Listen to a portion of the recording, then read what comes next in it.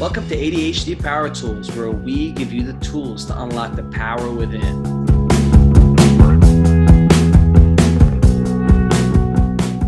Hello, Brooke. Today, I want to talk to you about ADHD and relationships. This is something where all of us with ADHD, if we're in a relationship, we can find some trouble dealing with them. How does ADHD impact our relationships? So emotional regulation immediately comes to mind. Just sometimes not knowing when we might have an emotional outburst or we might be elevating in our emotions.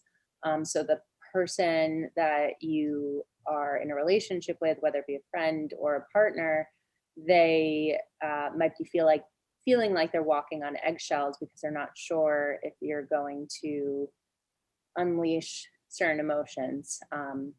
And spoke about rejection sensitive dysphoria.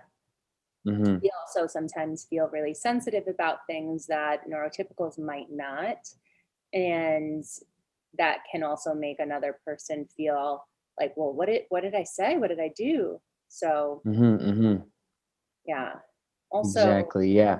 yeah, just like forgetfulness and trouble paying attention. So, if you're talking to someone, they might say, hey, are you even listening to me? You seem like you're not here with me, because you could be focusing on everything that you didn't get done for the day or everything that needs to be done later on, or your working memory might not be able to remember everything that they're saying. So Exactly. Yep. It it's like, happens all the well, I time to already me. told you about that. How do you Yes. not know Yes. what I Yes. was saying? And if we take Yes. medication, our medication can wear off at a certain time of the day. So after that Mm-hmm. point, like it's really hard to have, it could be hard to have a constructive conversation where feelings on two parties are involved. Just, Mm-hmm.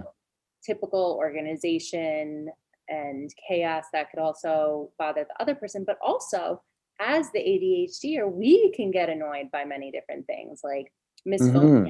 So sounds, gulps, chewing, all of those things can agitate us. Um, Mm-hmm. Even just someone's the noise of their voice that could bother us. Mm-hmm. Mm-hmm.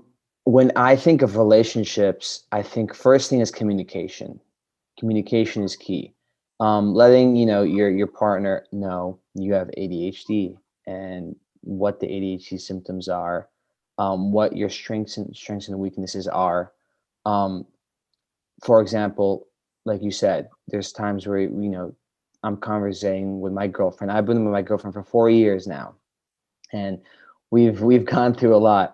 And there's so many moments where she tells me something, and I kind of maybe zone out. And next day she tells me, "Oh, remember this?" I'm like, "No." She's like, "I told you what's going on?" And I'm like, "Oh, I'm sorry, I zoned out." Those moments happen all the time, and letting them know that this is an issue I have. This is my weakness. And letting them understand and uh, not really, give you trouble about it is really key.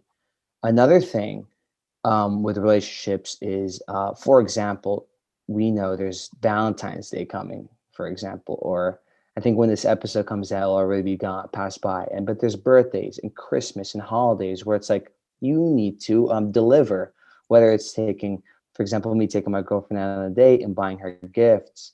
I need to deliver, and there's a lot of times where I procrastinate planning all that stuff, and making sure you plan ahead with that stuff. And a little cool things to make it easy is, for example, if she points out something she really likes or says, "Oh, this is cute, this is nice, I want to do this," take a mental note of that, write it down somewhere to make your planning process easier in the future. And there's so many other ways to make sure you plan those things ahead of time, as well as there's also staying productive, making sure your significant other knows that you need to stay productive sometimes, and these are your strengths and weaknesses. And there's times where, oh, I can't talk to you for hours because there's distractions. That communication is very, very important. Yeah. And Yeah. that's what's helped me out a lot. Yeah.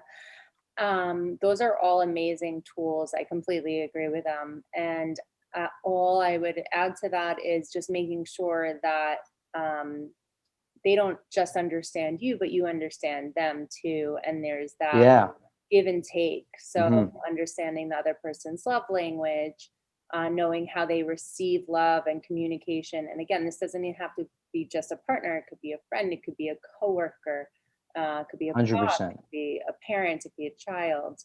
Um, Hmm. and being proactive, as you mentioned. So setting expectations together in your communication where certain scheduling, um, how Hmm. you Hmm. plan on taking care of certain things because ADHDers love structure and hate structure at the same time. So if we're Hmm. surprised by something that our partner or friend does and it throws us off from what we planned, we can sometimes be a little rigid and it can throw off our thought processes and our emotional Hmm. control. Hmm. Yeah, 100%. It's vice versa, like you said. Make sure they understand you and you understand them. I agree 100%.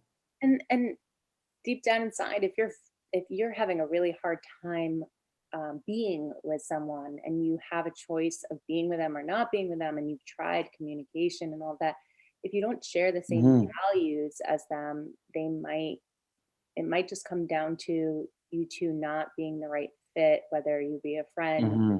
or a partner. So you can try all these things, but you can't force a square peg into a round hole. Is that what they say? Or a round Yeah, peg yeah, into a yeah, barrel? You know? exactly, exactly. Yeah. Hmm. Yeah, sometimes you just take that decision that's best for you. 100%, I agree. 100%.